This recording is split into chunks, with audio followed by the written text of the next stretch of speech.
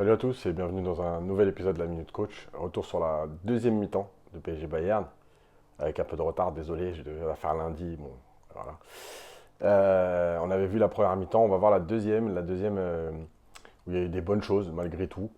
On va voir que le PSG peut garder espoir, doit garder espoir évidemment, mais peut garder espoir parce qu'il y a des failles dans cette équipe du Bayern, contre un PSG qui a été plutôt moyen en plus. Vous rappelez comme d'habitude de vous abonner à la chaîne YouTube de Paris United, de liker si vous avez aimé évidemment, et de commenter pour débattre si vous êtes d'accord, pas d'accord, etc. Donc on est parti sur cette deuxième mi-temps. Donc PSG Bayern 1-0, 0-1. Plus haut c'est mieux, on va voir pourquoi j'ai écrit ça, et c'est dans les deux sens, ça veut dire offensivement et défensivement. J'ai remis la compo parce que Paris va redémarrer comme ça en 4-4-2 avec Kimpembe. Alors, il y a eu un léger flottement. On a eu l'impression à un moment donné que Paris était passé à 3 derrière avec Marquinhos en stopper droit. Finalement, très vite, on s'est rendu compte que ce n'était pas le cas. Mais dans ce flottement, il va y avoir le but et on va voir l'importance que ça a, en fait, le positionnement de chacun. Et je pense que c'était pas assez clair pour tout le monde. Ou alors, encore une fois, Galtier a menti en disant on n'a jamais changé de système. Peut-être qu'il a changé de système et finalement que ça n'a pas fonctionné, bref. Et j'ai mis cette compo parce que c'est celle qui va finir le match, avec les remplacements, avec les entrées de Ruiz et Mbappé notamment. Donc voilà. On démarre donc plus haut, on est à la 57e. C'est un peu après le but. Mbappé est rentré en jeu. Et là, on va voir que même le Bayern, qui semblait serein, maître de son jeu, euh, va avoir des difficultés à partir du moment où vous êtes placé haut. Alors on voit les Parisiens, on voit les Bavarois. Là, évidemment, que je crois que c'est Kimmich qui est mal orienté parce qu'il y avait possibilité de ressortir ici. Bref, en tout cas, c'est pas ce qu'il va faire. Et on va se rendre compte qu'il vient chercher côté. Et là, on a des Parisiens qui sont déjà, alors, pas super proches, mais qui viennent enfermer tranquillement. On continue, on ressort ici le ballon, on voit des Parisiens qui sont toujours très hauts. Et là, il y avait cette possibilité-là. Le problème, en fait, c'est que, et je l'explique souvent dans les vidéos, quand on met le joueur en crise de temps, ça veut dire qu'on lui laisse le moins de temps possible pour réfléchir. Si, là c'est Messi, si Messi était resté dans la zone où il est habituellement, par là, voilà, bah, le joueur était seul, il contrôle, il se retourne, il regarde, il prend les infos et il vient là. Là, le fait d'avoir un joueur à 1 mètre, même s'il ne fait pas un effort, même s'il ne va pas lui mettre un tacle, il ne va pas lui rentrer dedans, le joueur sait qu'il doit être parfait et prendre une décision très vite parce qu'un mauvais contrôle ou un mauvais choix ou une hésitation, et il peut perdre le ballon et il y a danger. Donc, tous les joueurs font tout plus vite, et quand on fait plus vite, évidemment qu'il y a le risque de déchet. Et comme par hasard, bah oui, il va jouer long, et là, j'ai entouré Kimpembe, qui est passé devant Choupo et qui va récupérer le ballon. Euh, Ça, c'est possible parce que Paris est plus haut, parce qu'on a mis le joueur en crise de temps, parce que même le Bayern, qui a des très bons joueurs techniquement, bah, dès qu'on les presse un petit peu, bah oui, quand tu as moins de temps pour réfléchir et regarder, t'organiser, c'est plus compliqué. On continue. Et en fait, j'ai laissé la continuité de l'action. Alors, il y a des actions qu'on va voir plus défensives, plus offensives. Là, j'ai laissé la transition parce que une récupération haute aussi, ça permet ça. Alors, j'ai sauté, pour pas que ce soit trop long, parce que déjà que je pense que je vais être un peu long.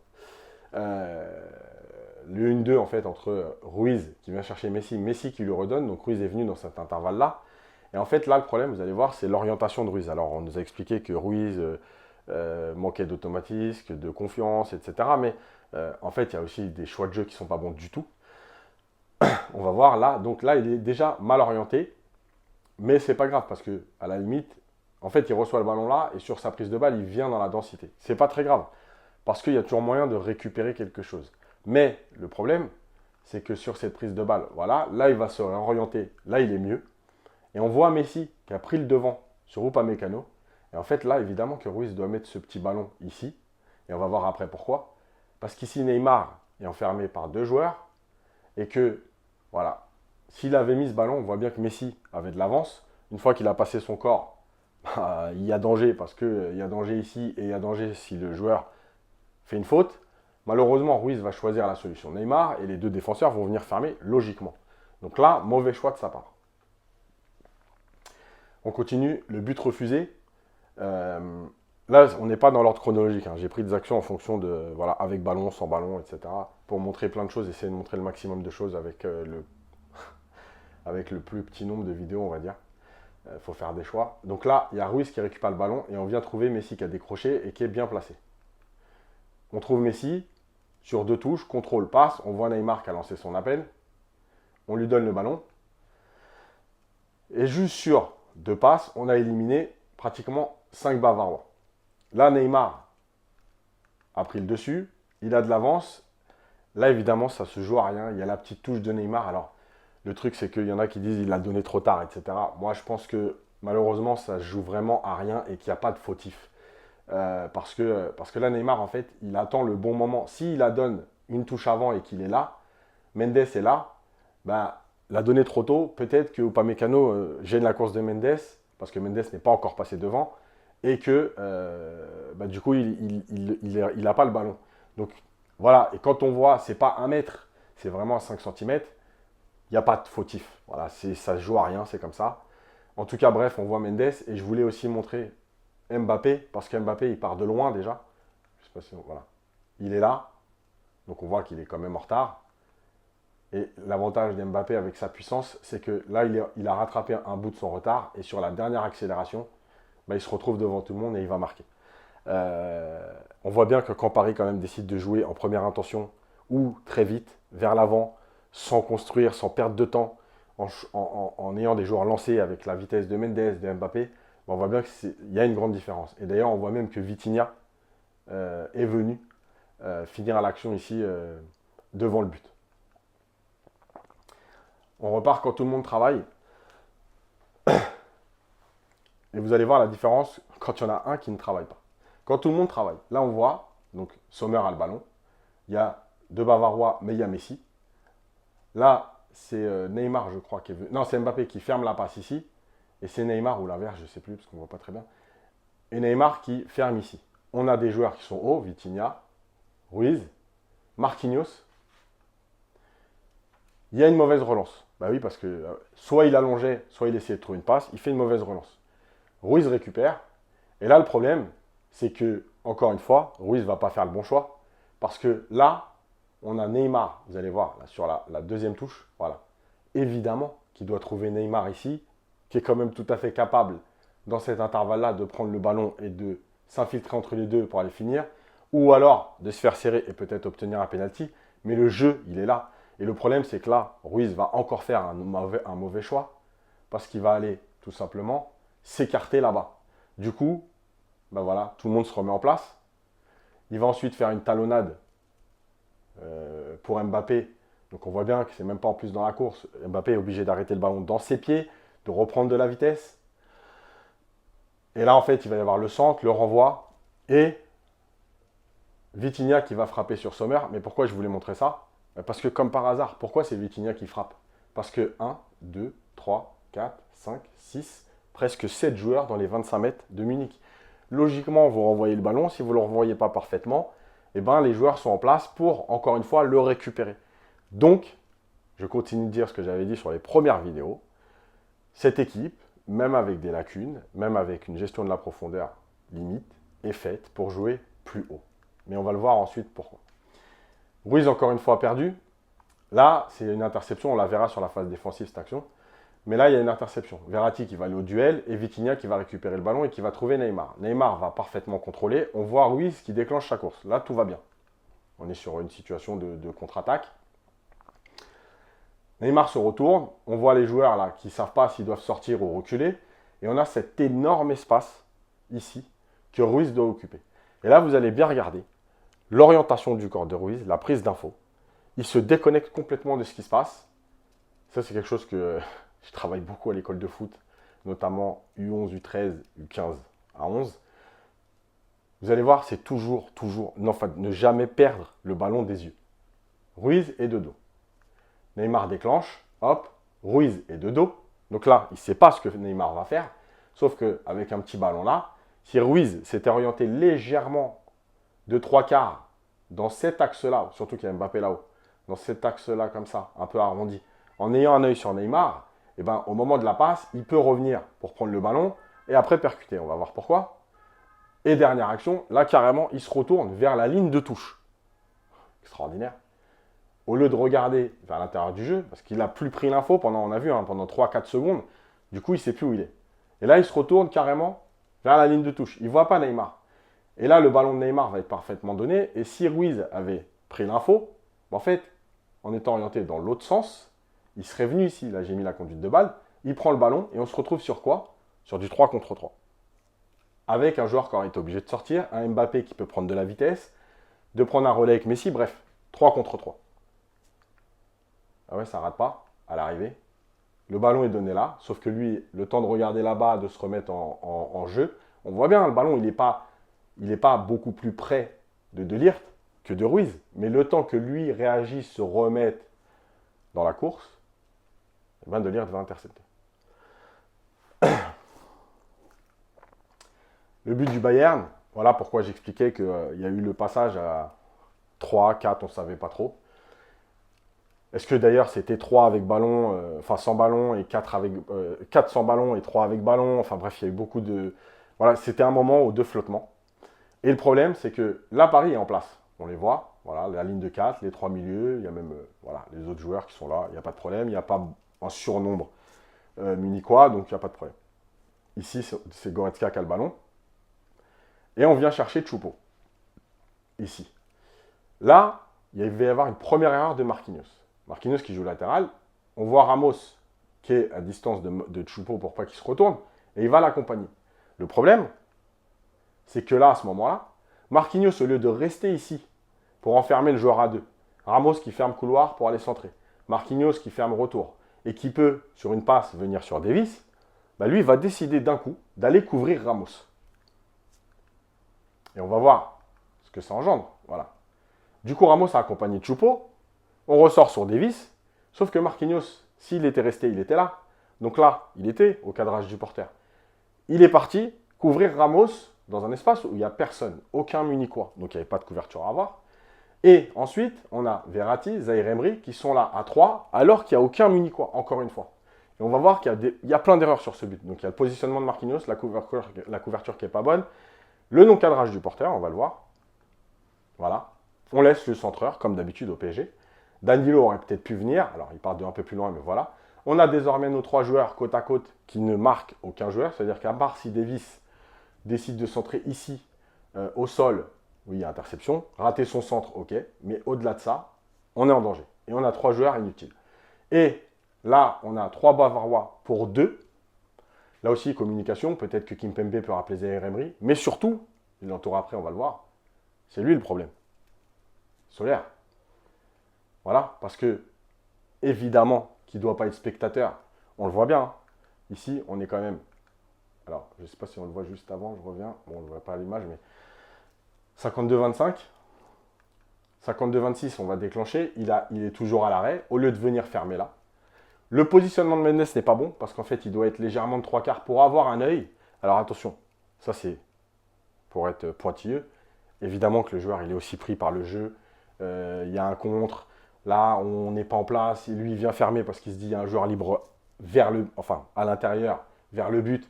Donc, il faut que j'y aille. Bref, il y a beaucoup de petites choses et on ne peut pas lui en vouloir qu'à lui. Mais malgré tout, il doit être quand même orienté de 3 quarts pour avoir un œil sur les deux. Et on va voir que donc cette erreur-là, plus cette erreur-là, plus toutes les autres avant, bah, ça va amener au but. Il y a le centre qui va être déclenché. Voilà. Solaire qui est toujours là et qui aurait dû être là, donc il aurait fermé. Si Mendes était de 3 quarts, au lieu de perdre du temps en se retournant, en fait, il aurait juste fait 2-3 pas chassés pour venir fermer. Et à l'arrivée, on a Coman qui met juste l'intérieur du pied en opposition, sans frapper fort. Et la dernière erreur de Donnarumma. Voilà, ça fait beaucoup, beaucoup, beaucoup trop d'erreurs pour un match de ce niveau. Plus haut, c'est mieux. Voilà, tous les ronds bleus sont les Parisiens. D'un coup, on est plus haut. Alors, ok, il y a Mbappé, pas de problème. Mais il n'y a rien, encore une fois, dans l'état d'esprit et la mentalité qui empêchait ce PSG de jouer à ce niveau-là dès le début. Ou en tout cas par séquence, en se disant, ok, on ne va pas être capable de le faire longtemps. Faisons-le peut-être d'entrée. On récupère un peu dans un temps faible. Et puis, on va ressortir. On va essayer de ressortir. Non, mais là, en tout cas, Paris est mieux. 80e, c'est le fameux dernier quart d'heure où Paris a poussé. Donc, plus haut, c'est mieux. Et j'ai entouré tout le monde. On continue. Comme par hasard, donc, Le ballon, je vais remettre parce que, je sais pas, voilà. Le ballon était là, le joueur est pressé, il est obligé d'allonger. Et Ramos est là, il récupère. Avec Verratti, là, c'est l'action où Verratti va percuter, il va y avoir faute. On continue. Quand tout le monde fait les efforts, là, on voit le Bayern qui a récupéré le ballon et qui recule. Et on voit les Parisiens qui, cette fois, au lieu de rester bloc bas comme en première mi-temps en se disant, bon, bah, on va les laisser retravailler et on verra après, ils décident d'avancer. Et on voit bien dans l'attitude que ça avance. Donc, Sommer a le ballon, il vient chercher côté. On a Vitinha qui est en train d'avancer, on a Verratti qui est en train d'avancer sur Goretzka, qui fait un signe en gros de attention à la profondeur, on a Messi qui est là. Voilà, les joueurs sont plutôt pris. On va faire le choix Goretzka à l'intérieur du jeu. Voilà. Sauf que comme Verratti a lancé son effort, Goretzka ne peut pas se retourner. Donc, il va reculer.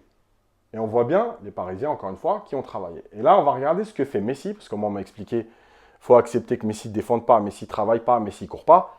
On ne demande pas, encore une fois, à Messi d'aller faire des courses de 40 mètres pour presser le gardien ou d'aller tacler. Non, vous allez voir, juste, voilà, on le voit, il déclenche son effort. Verratti a gêné Goretzka, le ballon ressort sur De Ligt.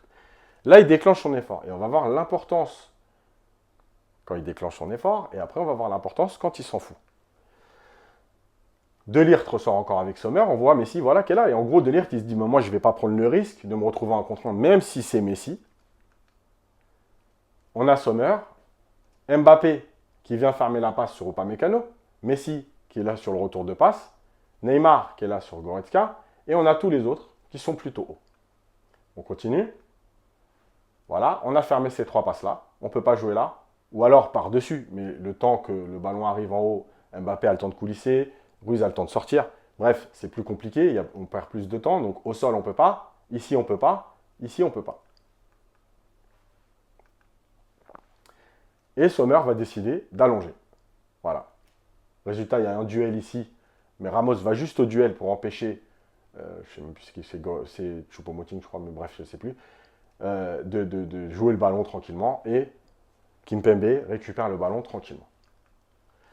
Et là, on va voir quand un joueur ne fait pas l'effort. Pareil, Paris est plutôt en place, on le voit, à peu près la même situation.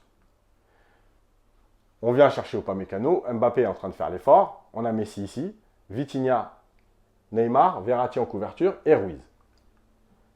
On vient chercher côté, on les enferme, pas de problème, tout va bien jusque-là. Et là, sur la sortie de balle sur Kimmich, on a Messi qui est toujours dans cette zone. Sauf que s'il avait fait les 10 mètres, et tranquillement, parce que le temps que le ballon est là-bas, etc., de se replacer là, il aurait été là, et on va voir pourquoi ça a son importance.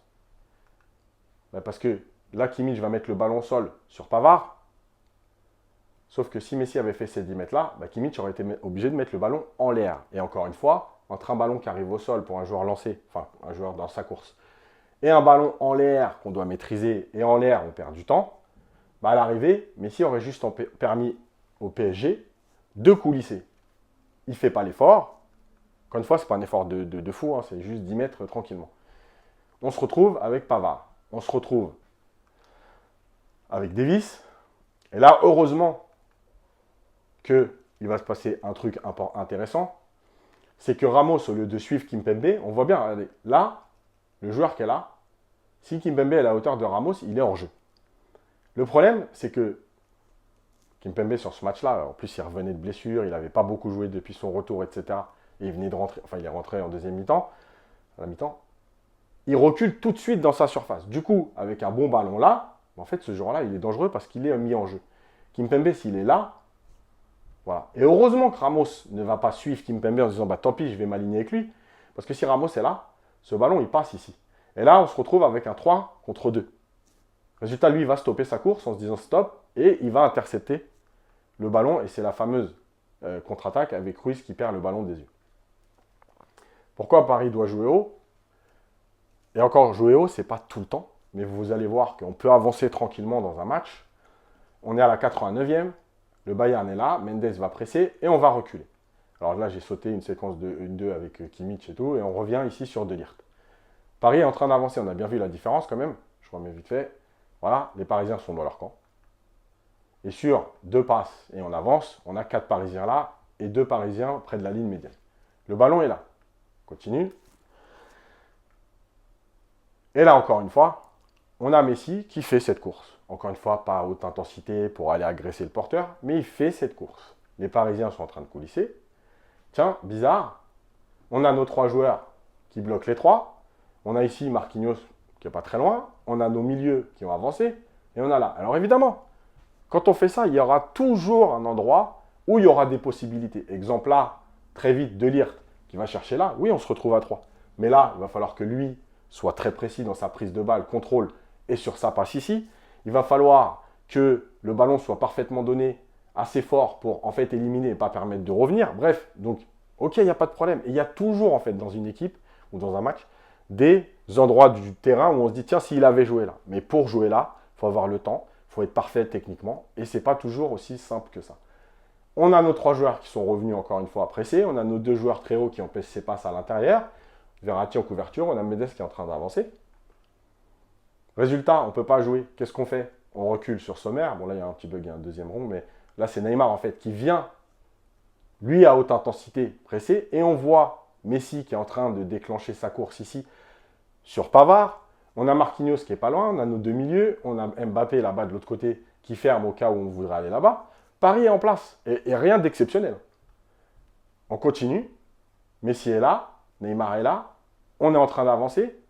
Tiens, Messi est allé gêner, entre guillemets, Pavard, encore une fois, sans y mettre une agressivité folle. Mais juste le gêner, en gros, tu peux pas, t'as pas le temps de jouer.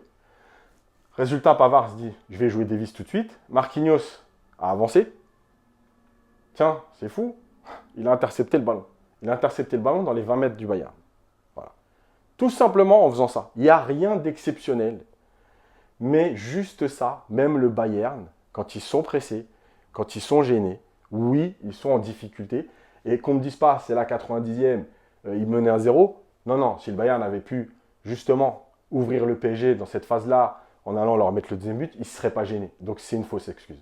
En plus, il y a eu des changements, il y a des joueurs frais, etc. Donc tout ça, c'est pas vrai. C'est juste une question de mentalité, d'état d'esprit, quand tout le monde, donc Messi, fait les efforts. Et je vais laisser la continuité parce que là aussi, encore une fois, il va y avoir un mauvais choix de Ruiz. Parce que là, on voit bien quand même qu'il y a un intervalle énorme, que Marquinhos va jouer Ruiz, que le problème, c'est que Ruiz, prise de balle, il est en avance, on a Neymar. Là, en une touche, on peut jouer dans cet espace-là. Bon, Mbappé n'était pas prêt à demander, mais c'est pas grave parce qu'à la limite, il reste là pour pas amener la densité. Là, en une touche, un joueur de Ligue des Champions, il doit être capable quand même de mettre ce ballon-là dans la course-là parce que même si Neymar ne le demande pas tout de suite, parce qu'il ne peut pas, sinon il sera en jeu, le truc, c'est qu'avec l'espace qu'il y a, il a le temps de plonger ici, de mettre son corps devant De Ligt, donc de pouvoir créer quelque chose, un penalty. Malheureusement, il va y avoir un contrôle. Et après ce contrôle-là, au lieu de jouer dans l'espace, et on voit là que Mbappé a démarré, et donc, on pouvait jouer dans le premier espace sur Neymar, deuxième espace sur Mbappé, bah Ruiz, qu'est-ce qu'il va faire? Il va mettre un ballon dans le dos de Neymar. Résultat, je vais essayer de l'agrandir, on ne voit pas super bien, mais je pense qu'on voit le devant du maillot. Mais du coup, Neymar, il est obligé de se mettre dos au jeu pour récupérer ce ballon. Et logiquement, bah ouais, puisqu'on fait perdre du temps sur cette passe-là, au lieu de la mettre là, on la met là. Neymar qui recule, le temps qu'il prenne le ballon et qu'il veuille se retourner, bah évidemment, il est enfermé. Donc on voit bien que, bien sûr qu'il y a la possibilité, bien sûr qu'il y a la place pour faire mal au Bayern, pour gagner au Bayern, pour les éliminer, etc. Maintenant, en fait, je répète ce que je dis à chaque fois. Encore une fois, ce n'est pas la vérité. C'est ma vision du foot, avec mes connaissances, mon parcours, mais aussi certaines choses qui sont communes à tout le football. 1, il va falloir l'état d'esprit. 2, il va falloir que tous les joueurs soient concernés. Et on l'a vu, quand tous les joueurs sont concernés, même Messi, oui, on pose des problèmes au Bayern de Munich. Il va falloir assumer une fois pour toutes un défaut, une lacune, à savoir, est-ce que c'est la gestion de la profondeur? Est-ce que c'est le contre-pressing qui n'est pas maîtrisé? En fait, il faut en choisir un et se dire, ok, celui-là, on ne pourra pas le maîtriser, on va se débrouiller pour limiter la casse là-dessus. Par contre, tout le reste, on va le faire bien. Aller enfermer, défendre en avançant, rester haut, bloc équipe, compact, voilà, tout ça. Et arrêter de se dire, ah, on aimerait bien jouer haut parce qu'on a plutôt des joueurs qui peuvent jouer haut. Mais en même temps, il faut qu'on gère la profondeur. Donc, Ramos gère la profondeur ou Marquinhos. Devant, vous allez jouer. Après, il y a un no man's land au milieu et on se fait ouvrir dans tous les sens. Il va falloir en assumer un et dire, désormais, on joue bloc médian ou bloc haut. Désormais, on défend tous en avançant. Et tant pis si de temps en temps on prend des transitions. Ça arrivera. Mais il y a aussi moyen d'en mettre, la preuve, quand on récupère le ballon. Il va falloir être très juste techniquement. Et il va falloir que les joueurs arrêtent d'avoir peur et de se cacher. Je pense là notamment à Ruiz. Fais des choix et assume-les. Voilà. Il n'y a aucun joueur au monde qui fait 100% de choix parfaits. Ça n'existe pas. Par contre, avoir peur de faire des choix, ça, c'est un vrai problème pour le football. Voilà. Donc, maintenant, il va falloir aussi voir qui sera disponible à ce moment-là, parce qu'on voit bien qu'on a encore perdu Neymar.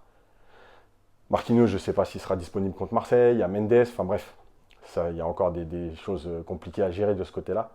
Mais en tout cas, en termes d'état d'esprit, il va falloir que ce PSG assume. De toute façon, c'est une équipe qui ne sait pas défendre, qui ne sait pas partir de trop bas, c'est trop loin.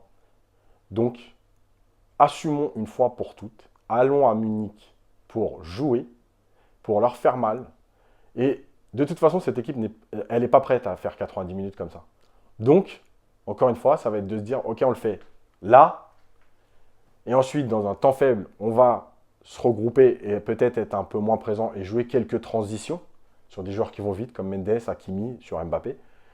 Et puis peut-être qu'à un moment donné, on reprendra tout doucement et on se remettra plus haut et on reprendra notre truc, parce que de toute façon, Paris n'est pas capable de le faire 90 minutes, on l'a vu. Mais on a vu juste aussi que sur 15-20 minutes, ça suffisait pour pratiquement obtenir un match nul contre Munich, alors que tu n'as pas joué au foot pendant 70 minutes. Voilà. J'espère que cette vidéo vous aura plu. Vous rappelez encore une fois de liker si ça vous a plu, évidemment. De commenter pour débattre, pour dire sur les choses sur lesquelles vous n'êtes pas d'accord. Et de vous abonner à la chaîne YouTube de Paris United. Et moi, je vous dis à bientôt.